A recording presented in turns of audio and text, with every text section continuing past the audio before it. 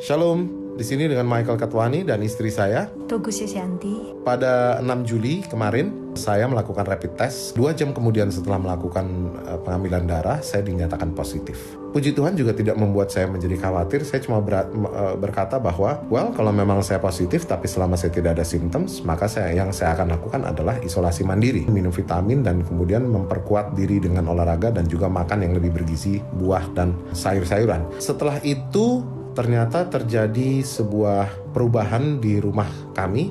Istri saya merasakan badannya tiba-tiba menjadi lemah.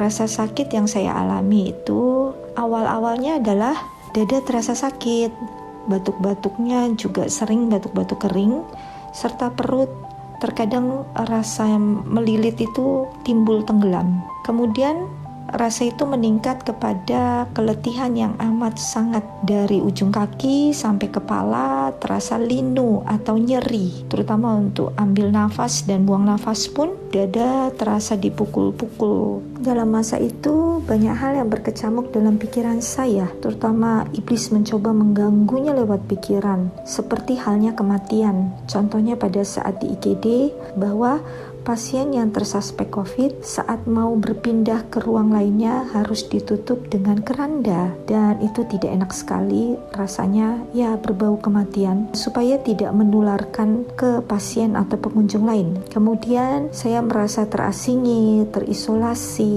dijauhi, merasa ditakuti. Namun jauh di kedalaman hati saya ada merasakan satu kekuatan di dalam batin. Ada damai yang luar biasa dalam hati saya. Sakit itu ada, hanya sepertinya ada satu assurance bahwa Tuhan gak akan pernah tinggalkan saya sendirian. Setelah rapid test yang pertama, saya bolak-balik rumah sakit untuk mengurus kebutuhan istri saya. Di tengah-tengah itu melakukan rapid test yang kedua. Setelah 2 jam saya dapati, saya masih positif, bahkan nilainya tambah tinggi. Dan kemudian dokter yang ngetes saya berkata, "Pak, lebih baik Bapak swab test. Sepertinya Bapak terkena dan udah cukup parah." Tapi saya gak ngerasa sakit sama sekali. Dan pesan Tuhan yang saya dapat dari hal ini adalah, ternyata setelah saya melakukan swab test dan saya negatif, saya sempat konsultasi dengan dokter yang mengkonsultasikan istri saya, bahwa ternyata rapid test itu adalah untuk menandakan apakah tubuh kita sudah memiliki antibodi terhadap COVID ini.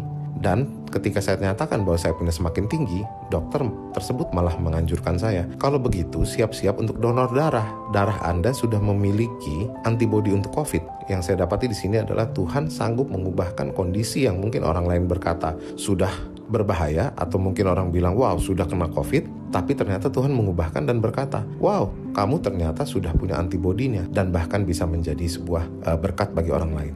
Apapun kondisi kita, jangan lihat pada kondisi, jangan lihat kepada situasi, lihat kepada Tuhan, karena Tuhan semudah membalikan telapak tangan, membalik semua itu untuk kemuliaan-Nya.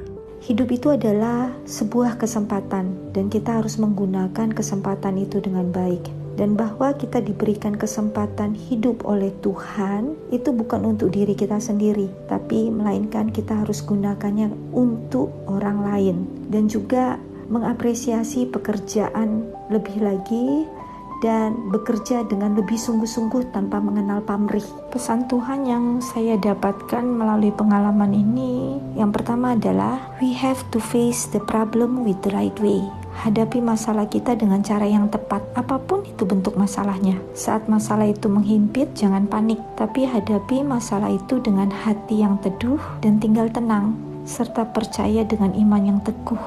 Percaya bahwa Tuhan gak akan tinggalin kita sendirian. Yang kedua, be flexible, jangan tegang. Ikuti saja arah mata anginnya. Jika masalah itu membawa kita ke kanan, ya kita ke kanan. Ke kiri, ya kita ke kiri juga. Ini bukan berarti kita menyerah atau pasrah pada masalah kita. Namun sebaliknya, kita menyerahkan seluruh keberadaan kita kepada Yesus. Yang ketiga, believe, bahwa setiap masalah itu ada expiry date-nya, dan setiap di ujung atau akhir masalah pasti ada kemenangan yang menanti. So, jangan takut akan setiap masalah, karena ada kemenangan yang akan menanti kita juga. Jangan pernah takut dalam menghadapi penyakit atau pandemi COVID-19 ini, tapi juga jangan kita anggap remeh akan hal ini. Tetap jaga kesehatan dan ikuti setiap protokol kesehatan yang diberikan. Dan untuk teman-teman yang sedang mengalami sakit, percaya kalian pasti sembuh. kalian gak sendirian. Hadapi dengan hati yang tenang dan teduh ya.